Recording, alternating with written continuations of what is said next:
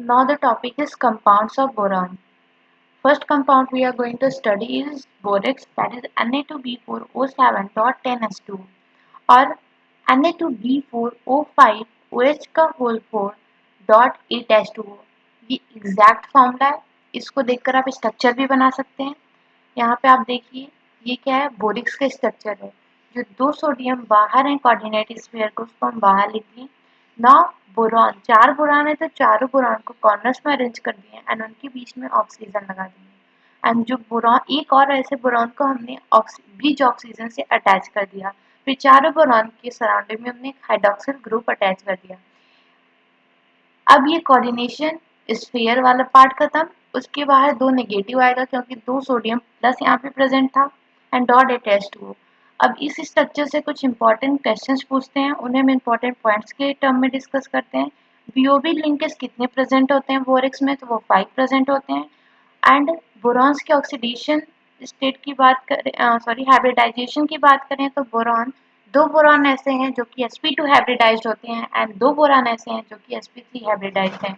यहाँ पे आपको ये दो बोरॉन जो दिख रहे हैं जिन्हें मैंने सर्कल किया है, आप देखिए तो ये चार बॉन्ड से अटैच हैं, कोई भी लोन पेयर नहीं है, तो ये sp3 हाइब्रिडाइज्ड है। एंड ये दो boron that is this and here, ये दोनों बोरॉन तीन बॉन्ड से अटैच्ड हैं और कोई भी लोन पेयर नहीं है, दैट मीन्स ये sp2 हाइब्रिडाइज्ड हैं। तो आपने देखा कि बोरॉन का हाइब्रिडाइजेशन sp2 और sp3 दोनों है। दो बोरॉन ऐसे हैं जो कि sp2 हाइब्रिडाइज्ड हैं एंड दो ऐसे हैं जो sp3 हाइब्रिडाइज्ड हैं। Two tetrahedral and two trigonal planar units are present. ये वर्ड क्यों लिखा गया है, ये हाइब्रिडाइजेशन से रिलेटेड है। जब sp3 हाइब्रिडाइज्ड है दो, दैट मीन्स दो ऐसे आपके यूनिट्स प्रेजेंट होंगे जो कि टेट्राहेड्रल होगा, और दो यहाँ पे आपके sp2 हैं, दैट मीन्स ट्राइगोनल प्लेनर। तो ये स्ट्रक्चर से रिलेटेड कुछ इंपॉर्टेंट पॉइंट्स हैं। नाउ मेथड्स ऑफ प्रिपरेशन, कुछ मेथड्स जो एनसीईआरटी में दिए हैं आप पढ़ेंगी, वो तो बहुत ही ज़्यादा इंपॉर्टेंट है एंड उन्हें आपको बार बार पढ़ना है। बट कुछ और भी मेथड्स हैं जो कि पीवाईक्यू या फिर वो इम्पॉर्टेंट है, वो यहाँ पर बताए गए हैं, प्लस एनसीईआरटी वाले भी। तो फर्स्ट मेथड है from Ceolamanite. When ceolamanite powder is heated with the sodium carbonate solution, the following reaction occurs with the precipitation of the calcium carbonate. जब आपने सियोलेमेनाइट को सोडियम कार्बोनेट से आप क्या कहते हैं, हीट करते हैं, तो वहाँ पे कैल्शियम कार्बोनेट का पीपीटी बनता है और borax that is Na2B4O5O7 plus sodium metaborate का फॉर्मेशन होता है। अब क्या करते हैं, इसके बाद इस रिएक्शन के बाद filtrate is cooled when the white crystal of borax are precipitated, the mother liquor on treatment with CO2 converts sodium metaborate to Na2B4O7 will precipitate out, which precipitate out on crystallization. आपने यहाँ पे देखा कि जब filtrate को cool किया गया तो कुछ बोरेक्स के व्हाइट पीपीटी आपको दिखे एंड मदर लिक्वर में आपको सोडियम मेटाबोरेट दिखा। इस सोडियम मेटाबोरेट को अगर CO2 से ट्रीटमेंट कर दें तो वहां पर भी बोरेक्स का फॉर्मेशन होता है एंड सोडियम कार्बोनेट रिलीज होता है। आप ध्यान दें कि सोडियम कार्बोनेट जिसे आपने रिएक्ट करवाया था वो भी फाइनली फॉर्म हो गया है। सेकेंड मेथड ये है कि फ्रॉम ऑर्थोबोरिक एसिड से, तो borax is obtain by the action of the sodium carbonate on orthoboric acid.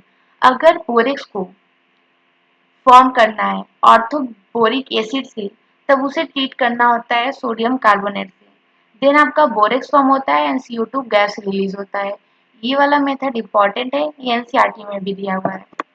इस मेथड में क्या देखा आपने कि अगर बोरिक एसिड को सोडियम कार्बोनेट से रिएक्ट करवाएं तो आपका बोरेक्स बनता है एंड CO2 गैस भी रिलीज होता है। नाउ प्रॉपर्टीज की बात करें तो बोरेक्स का कुछ इंपॉर्टेंट प्रॉपर्टीज जो एनसीईआरटी में दिया है, उसके साथ साथ कुछ और भी इंपॉर्टेंट प्रॉपर्टीज जो पीवाईक्यू से रिलेटेड है वो यहाँ पे दिया है। फर्स्ट ये है कि borax is a white powder, less soluble in cold water, more soluble in hot water. Borax क्या है, व्हाइट पाउडर फॉर्म में होता है और कोल्ड वाटर में लेस सॉल्युबल होता है और हॉट वाटर में मोर सॉल्युबल होता है। ये तो जनरल पॉइंट है, आपको पता ही होगा, मोस्ट ऑफ द कंडीशन में ऐसा ही होता है, वाटर में कोई चीजें हॉट वाटर में ज़्यादा सॉल्युबल होती हैं एंड कोल्ड वाटर में लेस सॉल्युबल होता है। नेक्स्ट प्रॉपर्टी ये है कि it's aqueous solution is alkaline because of its hydrolysis to the weak acid that is HTBO3 and strong alkali NaOH. Borax का एक्वा सोल्यूशन क्यों बेसिक होता है? इसका रीजन ये है कि बोरेक्स वाटर से हाइड्रोलाइज हो जाता है जब एक्वस फॉर्म में रहता है, तो फॉर्म करता है बोरिक एसिड और स्ट्रॉन्ग NaOH। आपको पता है यहाँ पे जो बेस फॉर्म हुआ है NaOH ये स्ट्रॉन्ग है एंड एसिड जो फॉर्म हुआ वो वीक है, तो ओवरऑल पीएच जो होगा वो बेसिक होगा, दैट इज मोर देन 7। इसलिए बोला जाता है कि एक्वस सोल्यूशन जो होता है बोरिक्स का वो अल्कलाइन होता है। नेक्स्ट प्रॉपर्टी ये है कि एक्शन ऑफ हीट, हीट के एक्शन से बोरेक्स पे क्या प्रभाव पड़ता है? When borax powder is heated, it first swell due to the loss of water but at 740 degrees Celsius, it converts into the colorless transparent liquid, which solidifies into the glass-like material known as the borax bead. जब आप borax powder को heat करेंगे, reaction से देखिए, borax powder को heat करेंगे तो वो फॉर्म करता है दिस, ये भी बोरेक्स ही है बट ये उसका आप कह सकते हैं डिहाइड्रेटेड फॉर्म है, वाटर मॉलिक्यूल रिलीज हो गया है जिसकी वजह से स्वेल हो जाता है थोड़ा सा। बट वही अगर आप 740 डिग्री सेल्सियस तक हीट करने लगे उसे, तो ये आपका जो फॉर्म हुआ था ये फाइनली कन्वर्ट हो जाता है sodium metaborate and boric anhydride, and इसी को हम क्या कहते हैं? बोरेक्स बीड कहते हैं। ये वाला जो रिएक्शन है या फिर ये प्रोसेस जो है ये बहुत ही इंपॉर्टेंट है।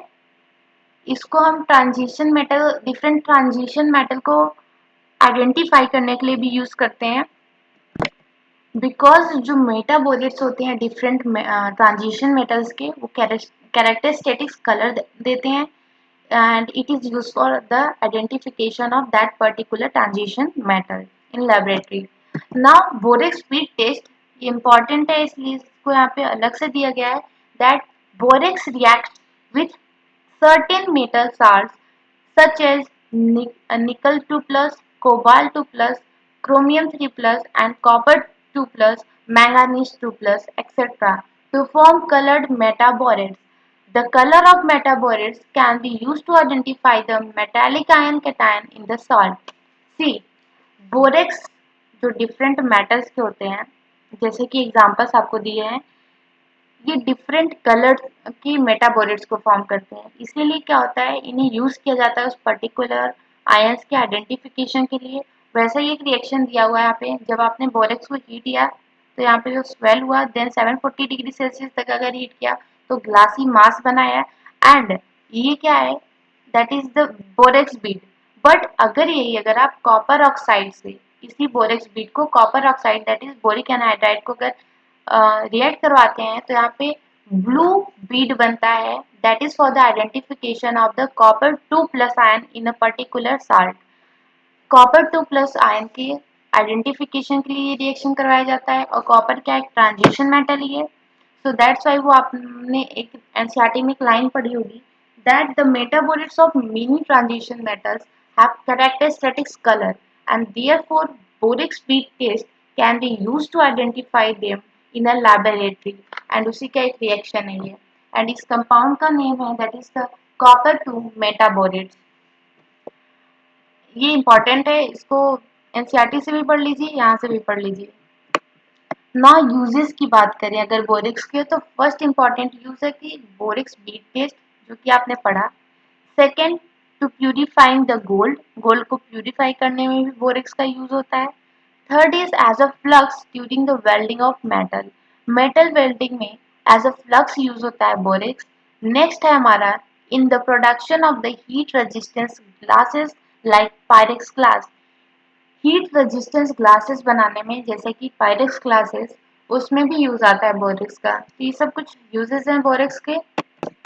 आजकल के इनऑर्गेनिक केमिस्ट्री से यूजेस पे क्वेश्चन ज़्यादा आते हैं, इसलिए आप पर्टिकुलर एलिमेंट या फिर किसी भी कंपाउंड का अगर यूजेस एनसीईआरटी में दिया हुआ है तो उसको साथ में सारी यूजेस को लिख कर पढ़ेंगे तो जो कंफ्यूजन होता है कि ये उसका यूज है या फिर उसका है तो वो नहीं होगा। So that's all about the borax.